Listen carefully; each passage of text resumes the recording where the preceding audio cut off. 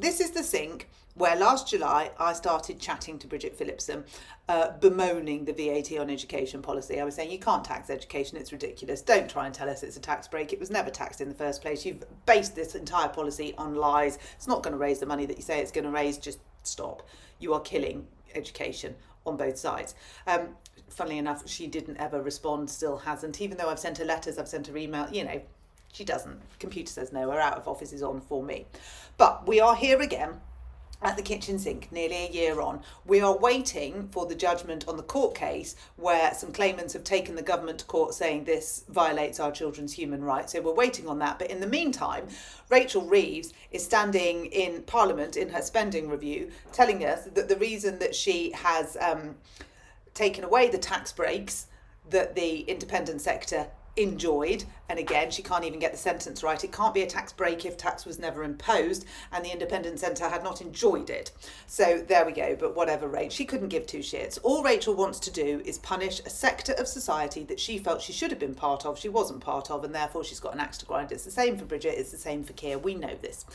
So Rach yesterday is telling us how much money that's going to raise for state education. Imagine how she must have felt then, a bit later, when Keir Starmer puts out a tweet. In the budget last year, my government made the tough but fair decision to apply VAT to private schools. Now, I have to say, that's your opinion, Kier. You say it's fair. That's just your opinion. That's not what other people say. So that's the first thing. I don't think it was a tough decision. I think you loved every second of it. I think you'd been waiting for 14 years to do it. The minute you got the green light and you were in power, you did it. The Tories opposed it, Reform opposed it. Yep. The two major opposition parties opposed it because it makes no sense, but don't listen to them. Don't listen to anyone that's got any economic sense. Good God, no. Carry on regardless. Beautiful South. Today, because of that choice, we have announced the largest investment in, wait for it, you're all expecting schools, aren't you? No. Today, because of that choice, we have announced the largest investment in affordable housing in a generation. That's right. The 54,000 children whose education has been upended is for affordable housing. It's not for the state system. So every time Bridget Phillipson said that state children needed teachers more than children in the independent sector needed embossed paper and astroturf, she was lying, because it was going to affordable housing. Every time that Rachel Reeves said, even yesterday in her spending review, that this money was going to go into the state system to support the 93% of children, which I actually think is 94%, but you've never been great with numbers, and to be fair, nor have I. She says it's going to support those children. It's not. It's going into housing. Keir Starmer, who right from the beginning, he's lied about every single manifesto. Oh, I'm not putting council tax up. Okay, my bill must be a mistake then. Keir Starmer, he said it was going into the state system. It's not. It's going into affordable housing. So the leader of the government, who was a barrister, which is a profession that is enshrouded, well, it's supposed to be, by truth, integrity and honesty. The barrister that works within the law, that should uphold the law. Yep, that one. He has done the biggest U-turn that he's hoping you haven't noticed. He's hoping that nobody noticed that little tweet that said the past 12 months were a lie and this money isn't going into schools. So for all the state parents who were saying, oh my God, just shut up and pay it, it's only 20%. I mean, that's fine. She'll put 20% on your mortgage soon and then we'll see who's complaining then. For all of those parents who said that this was the private parents' lobbyist, because that's what Bridget wanted you to think. She wanted you to hate a group of society, children. That's what she wanted. She wanted to divide children.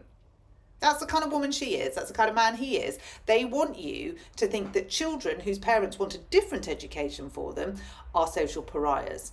They want you to think, Angela Rayner, you scum. She referred to people that went to Eton as scum. I've never met anyone that went to Eton, so I don't know whether they're scum or not, but I'm guessing they're not, and I'm also guessing there's quite a lot of other scumbags out there, and there'll probably be more scumbags out there because they won't be in prison very long, will they? Because we're not allowed to keep them in prison anymore. They're all coming out to live with us, probably in the affordable housing that the kids' education that's being nicked is going to afford to go to support, is going to pay for. Yeah, that's right.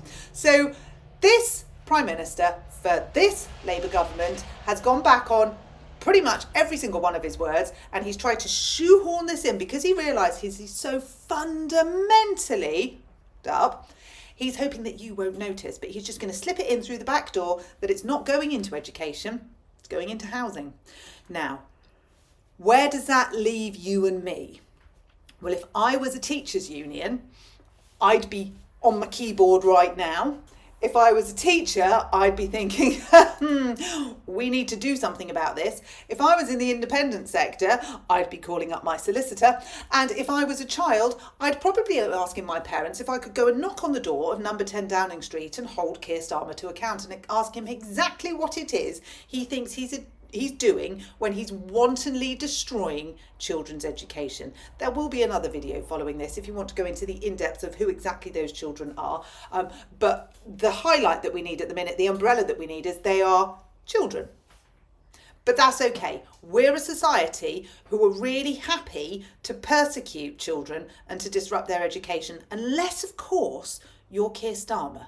Then you won't, because you will make sure that your son's revision isn't interrupted at any cost, won't you, Kier? So if we're talking about truth and lies, let's wind it back a little bit, can we? When are we ever going to find out why you actually did rent Lord Ali's flat? Anyone?